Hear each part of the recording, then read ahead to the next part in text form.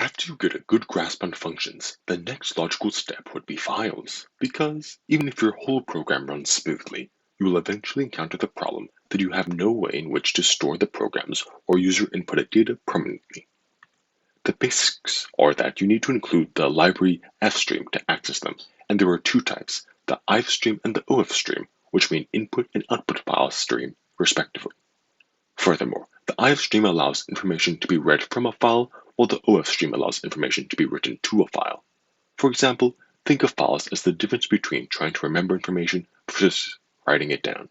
When you first ask a person a question or for an input, as in C++, you remember what they say. But after some time and further questioning, or after the conversation ends, you'll probably forget it. That's where files come in.